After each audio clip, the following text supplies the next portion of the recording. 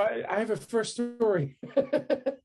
And then maybe after that, we can just really go to Mika and then go back and forth. But the first story is all about I would say, a magical brush. One of those Japanese brushes that are really big, like maybe even like this, like these big ones that you can use to make really big movements. And I would say big enzos, which is a ritual of creating one of those big circles in one go with all your attention just in that moment.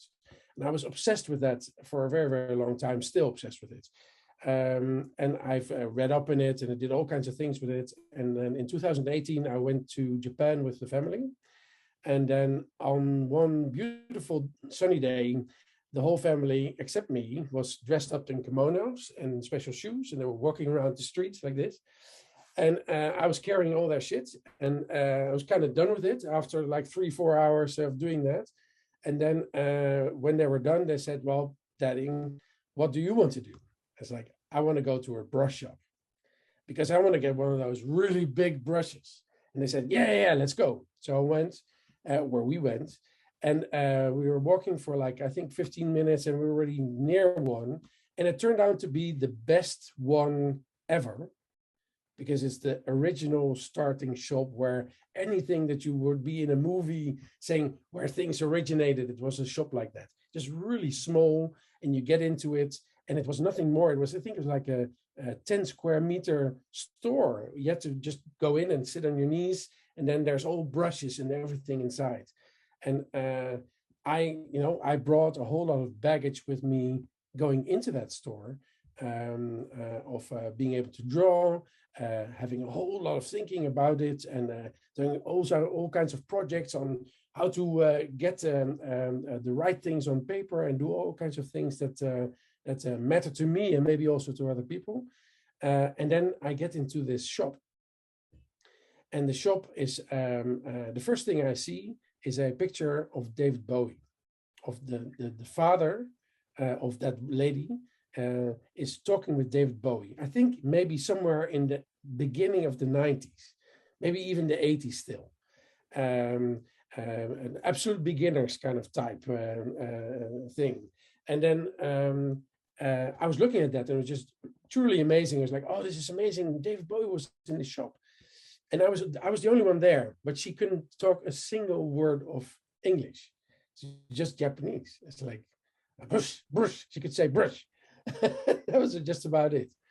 And I was looking around and my eye fell on the big brush immediately because it was hanging somewhere in the far left corner of that little shop, of that little space that I was in. And I saw the brush and I gently went up to getting the courage to share with her that I wanted that brush. I wanted to pay for that brush. And then I was looking around the things and moving things around and just getting to the point. And then she catch my eyes and she's like, and it's like, I want that brush. And she looks at me and she looks at the brush. And I would say I've never had the moment sink in so much that I felt like a little boy again. But she looked at me and she said, not for you. And then the next word she knew outside of brush was master. And then what she effectively was saying, she was looking at that, she was looking at me, and she looked at the very, I would say biased because she didn't know what I could do. But according to her, she was looking at me and saying, you are not worthy of that brush because that's a brush that's been made by my father for specific people who use it in a specific way. And I will not sell that to you. You can buy this brush. And I was put in my place so much because all of the time thinking towards it, I went to Japan, I need to get one of those brushes. And then when I got out of that whole that store, I would say the nasty thing is that it created a barrier for me. That the 3 brushes that I actually did buy, I bought in 2018. I didn't dare to use them yet because they are really, really nice. and I bought some crappy ones on the side, but I'm waiting for that moment that makes me worthy to be able to use them. And I've been trying to set up that space to be able to do that for a very, very long time. I would say reminding myself through these fuck up nights or this fuck up night, I will make a promise that I will do that before the end of this year, because I need to break that barrier. Because I think she created the barrier just by saying master, and I just went like, okay, I'm very sorry. I can pay just a lot, and I can give you a lot of money, and I want it, but I have to respect the way that she was looking at it, and I was just in awe of the way that she did it, very gracefully. She wasn't angry. She was not smiling, but it was a perfect not for you. So that was my first fuck up. That was a lesson in humility. And I would say the biggest lesson I got out of it was that you can believe in what you do and what you can do, but you have to listen to the people around you that can keep you grounded about what it is that you can do with others, in that sense. So, that's a story to get us going to say, well, just a simple person in Kyoto, Japan. I'll share the link, who is very humbling in the way that she looks at you and says, okay, you are not ready yet. You need to move on. You need to practice more, become the master. Dennis, can you please share as well what your business is about so that people understand the context? So I am an industrial designer by trade. I took a very long time actually doing it, finishing that study. But what I learned was that I was really good at being able to draw out concepts. And I created a company with that. So I created a company that ended up being about 25 people at the time. And just drawing for people, going from thinking to the first ideas on paper, then to concepts, and to any startup that you could actually like. So I would say all of the stuff that has been going on in Holland from the beginnings on, I've visualized a whole lot of startups in that sense, and I learned that I could sell that in a good way. So learning how to be in the moment, listen, translate directly, learn how to visual think your way through a problem. That's what I learned in, I would say, last 25 years. And referencing back to the lady that has told me that I'm not a master yet, that I'm not worthy of that brush. So I can understand that, because at the time I called myself line master, and I don't do that anymore. I call myself line maker. Because of her. Because of her, yeah. Latching on to this, I have a story about how I actually left my company. Because of this, because believing in something and actually doing it are two different things. And I started a company called Jam Visual Thinking in 2004 with two of my best friends, or one of my best friends at the time, and one person I didn't really know, who became one of my best friends. But that was started in 2004, and by 2009 we had a little bit of people working for us or with us, and then one of those people drew a picture that I totally fell in love with, because it showed me it was actually using the principle that we were selling. We make I would say futures visible for people to start to believe in it. And this guy created a extremely simple visual. I don't know if I can show it because it's maybe a podcast, but I can. You can. I can. I'll put it online because it's a file. I'll share it. I have to put Jeroen's credits next to it, but it's let's see if I can. Here we go. Okay, so this is a window into the future. Very simple window, which was made in 2009. And it was saying that in 2015 we're going to have this open space where we can have fun and play with people, lots of energy, lots of respect, creativity, enthusiasm. We relax. It's unique, but it's a place where people would consciously or consciously go to get rid of blockades and come to some insights and to create the stories that will lead you to realize great things. That's what the bottom thing says. It's a meeting place for creative people, researchers, and business. And I fell in love with this image because it was exactly the combination of what I thought would be the future of our company. And that's usually something that when your partners, when you grow, it's difficult to get to a point where you agree on one thing.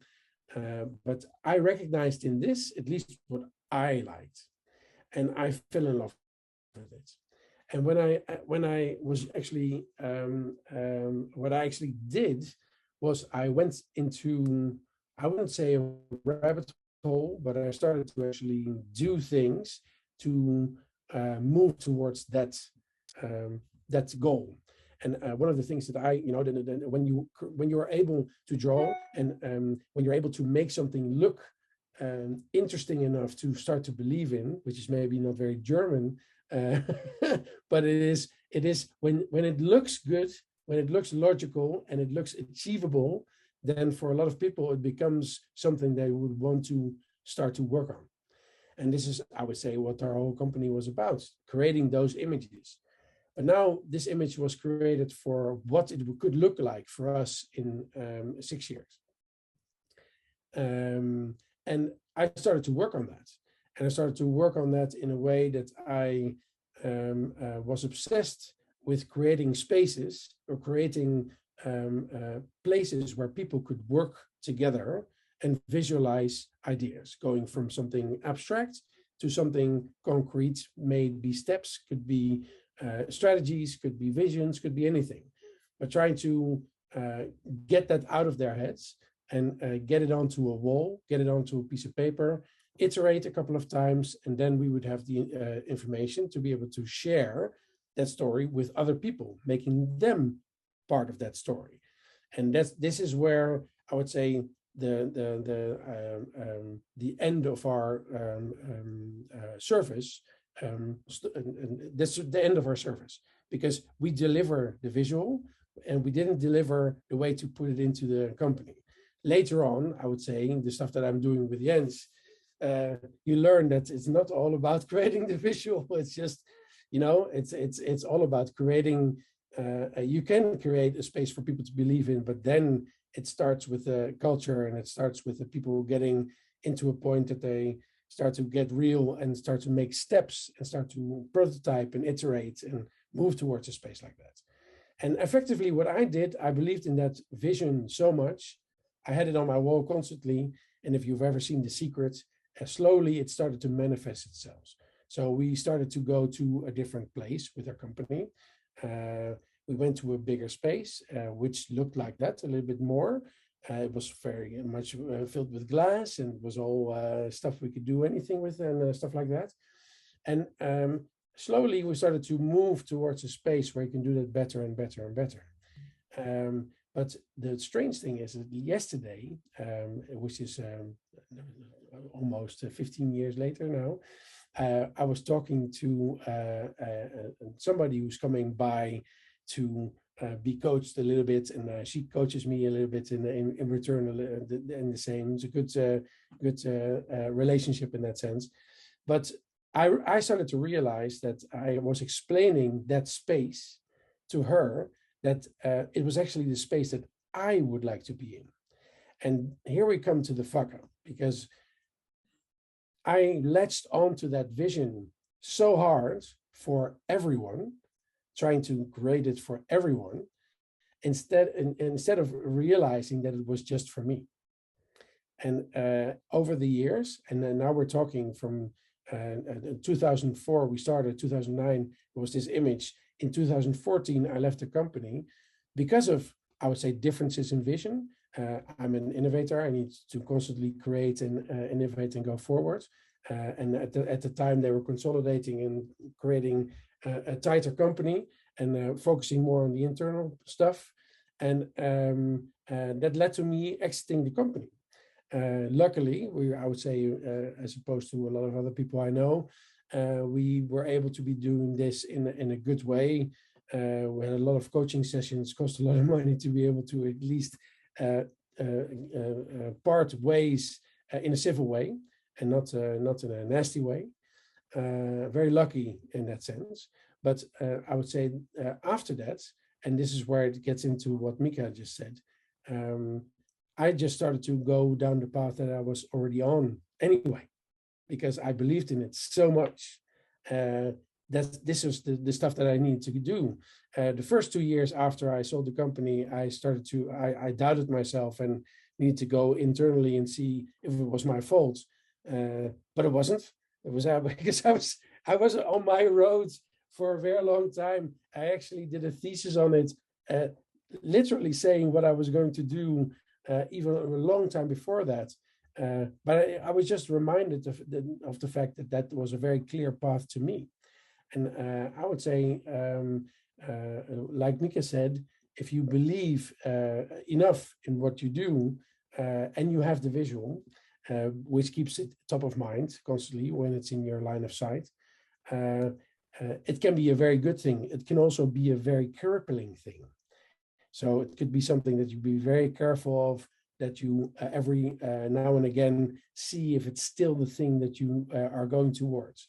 And connecting it to what I experienced yesterday is like, I go to my work every day, which is a shop outside of this is the house that I live in, and I have a small shop in Wassenaar where I work. I go to that space with a smile every day because I've built that space. I get people to draw on the walls and do all the things that they don't need to get a grip on. And that space is being created. It's not just made of glass. It's just a regular small house with a bit of a shopping stuff in front. But the fuck up in that sense is the fact that you just shouldn't think for other people. Just think for yourself first in that sense, especially when it's about a vision. And trying to get it to a point where you align those visions, that's where I would say a lot of collaboration comes in. And a whole lot of fuck up stories come after that. But that's at least my I would say I called it the enchanting dream and how it led to me leaving the company.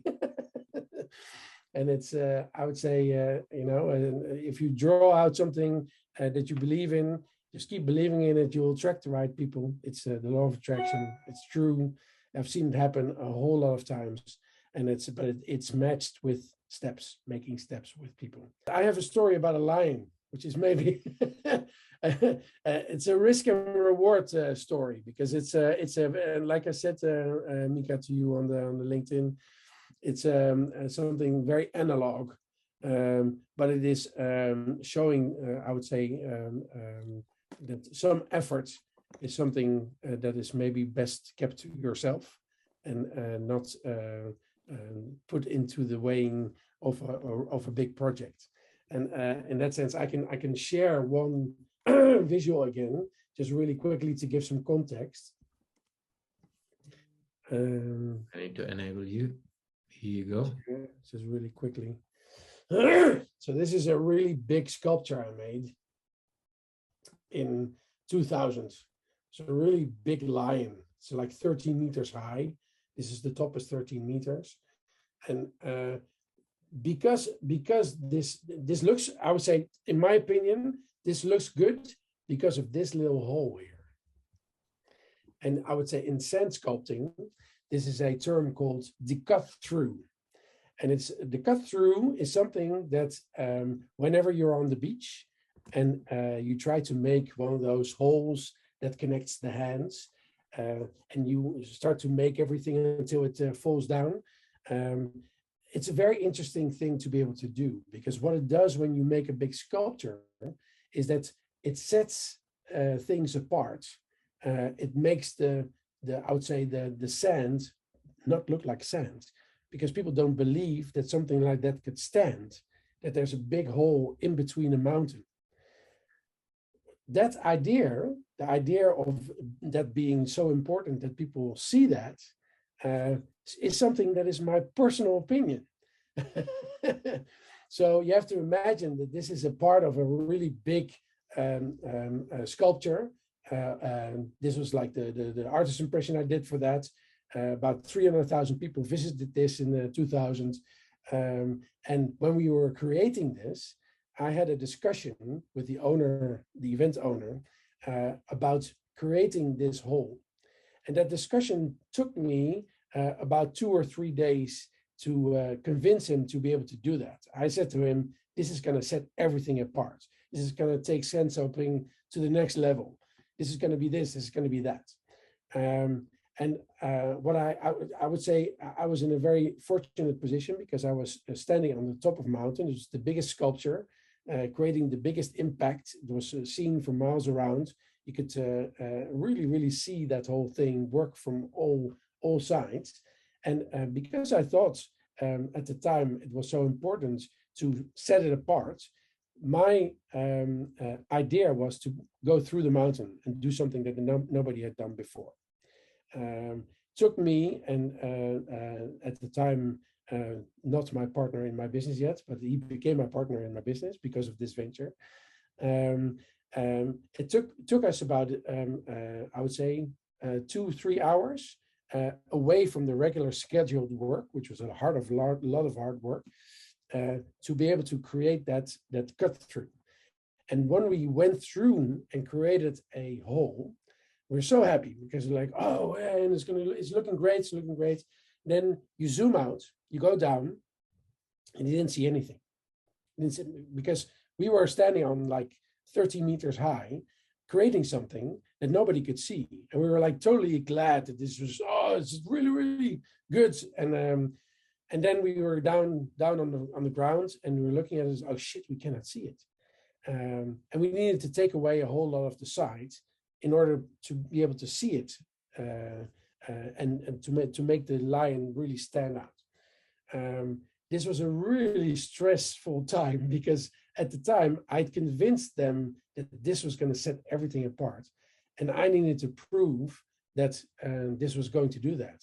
So I started to hack away at the mountain, started to hack away things that maybe shouldn't have done, been taken away. And then at some point, there was a small, or like one part of the day, if you stand in one space, you could see it. You could see the hole. You could see it, and it truly looked amazing. It was like, I would say it's the best thing in sand that I ever did. But it wasn't necessary. It was a whole lot of work. It was a whole lot of things that we did, that we believed in. But in the end, did it really serve the event?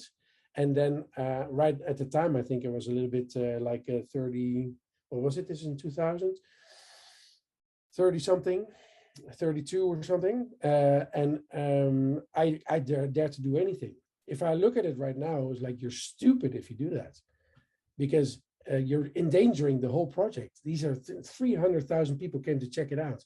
That hole was a liability. It was actually wind going through it, creating all kinds of cracks and difficulties. And it's like, oh my God, it's so stupid. And it's just, for what?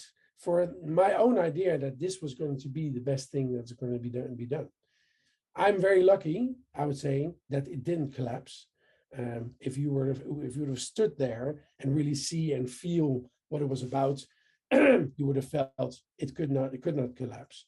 But for people who were working with me, they were all angry, because they were so angry at me, because you took so much time away from valuable carving time for so many people through this stupid stunt. That, was it worth it? I would say, from my perspective, it was definitely worth it on the side that I worked with a guy on that sculpture that turned out to be my partner in my business. I got to see him rise to the occasion, and we got to know each other really, really good through that. But that's like the only thing that came out of it, outside of a really nice picture that you see right now, or that you could have seen. But that was the risk reward balance. So how much risk do you take to satisfy your own needs, to prove that something is really, really Don't just believe in the drawing.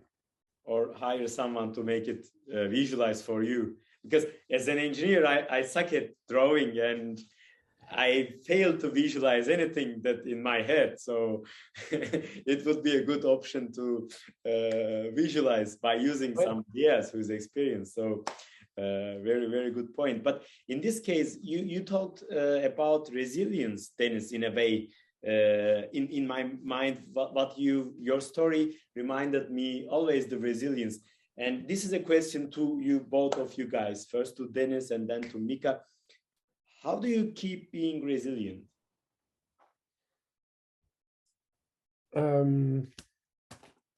I think it's a difference between being aware of it and being conscious of it.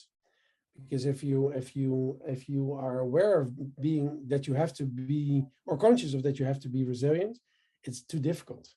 It is something that it's easier when you don't think about it and you've created. I'm lucky. I've done sun sculpting for a very long time, where I've learned that when something breaks, you don't panic. You just fix it right away and you move to a better space. But that's a learning that I've picked up. And that has shaped everything that I'm doing up until this day, you know. And the weird thing is that I'm very used to being able to react to things and just move into a 180 other direction and being fine with it. But there's a whole lot of people who are not fine with that, and I would say there's a whole lot of opportunity to help people to be fine and find comfort in being able to stay resilient and be flexible. But what do you think about that, Mika? Actually, I think I'm not resilient. I'm opportunistic, and that's the 180-degree. What you said before. It's if something doesn't work, I don't try to make it work until I die. I just think, okay, this doesn't work. Maybe I need to do something different.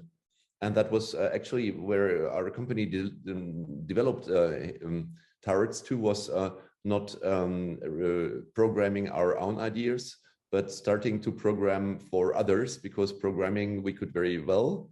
And this made the company grow until a point where we had enough revenues to follow our own ideas again. That was a couple of years ago when we created Metaproc and said, okay, we have the founding.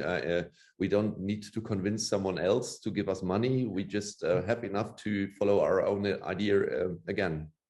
Yeah. But that's maybe I like the idea of being opportunistic, but resilience is built into your. That's a characteristic of taking it to something. To another space and to another opportunity. And it's so resilience is a good word. I like flexibility, you know. It's a little bit specifically as an entrepreneur coming from large corporate, it's great to don't have a boss.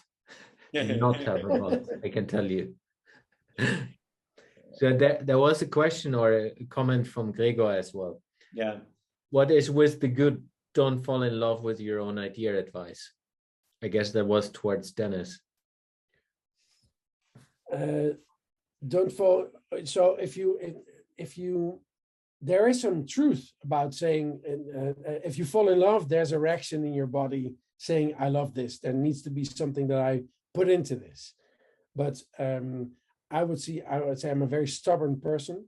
I'm still working on things that I'm in love with, that I need to break down and realize that I need to work on other things. And that's the power of being in love with your own idea. It's not something you just shut off. You know, if you and it wasn't even my idea. It was a vision of somebody else, but it was linking to something that I loved. And it was like, oh, and if you fall in love with something like that, I would say there's always opportunities to keep it in the back of your head that you can move towards that space anyway, you know. But it's like having a lover that you break up with constantly, and then you get together for something on the side.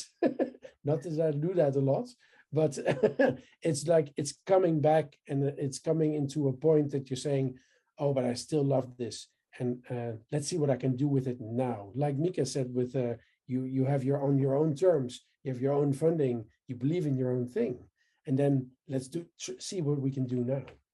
I think the advice, don't fall in love with your own idea, means you always have to get feedback from others about what your idea, and not like a love blind follow, just follow it and put away all the critics. You need to listen to them. Yeah. Maybe just chipping in from my side as well. One of the things is, if you want to sell a product, then it's definitely about understanding all the details of the potential clients and customers and what their needs, dreams, and desires are. But I think from a visionary perspective, if we take Elon Musk as one of the famous entrepreneurs out there, he has little, crazy for some people, visionary perspective. But I think for him, it's, if he wouldn't be in love with doing that, he wouldn't be as strong. So I think there are different levels of where you should listen and where you should maybe as well fall in love, because then you use that as differentiator, like he is doing. But of course, if you're into developing a product or a service, it's not always working. If you only love it and nobody is willing to buy it, and I'm falling sometimes in that traps as well. If you see my fuck ups, but it opens up something very interesting, because the whole Elon Musk thing is having I would say an event horizon idea. It's something that lies beyond your ability. Going to Mars is something that lies beyond anybody's ability, but going to Mars, if that fuels your decisions, that is something really strong. And you know, if at some point he's not going to make it to Mars, people could say, well, yeah, that's too bad, all that time wasted. I think he is, like you say, I think he loves it.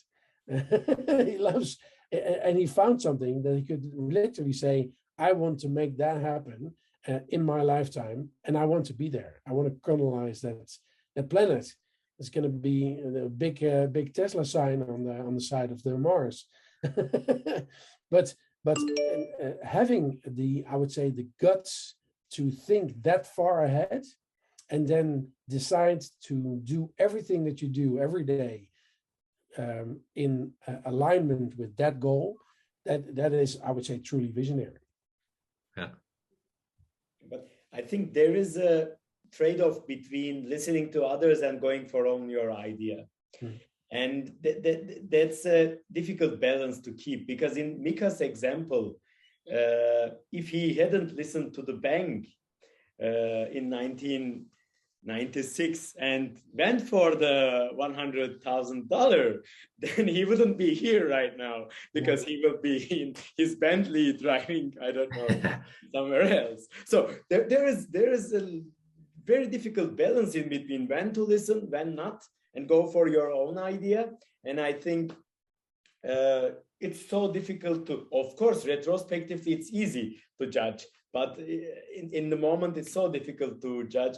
But Jens, I think, made a good point, how to differentiate between when to listen and when not. So maybe that could be applied to this example. When we are talking about big visions, maybe go for your own, and when doing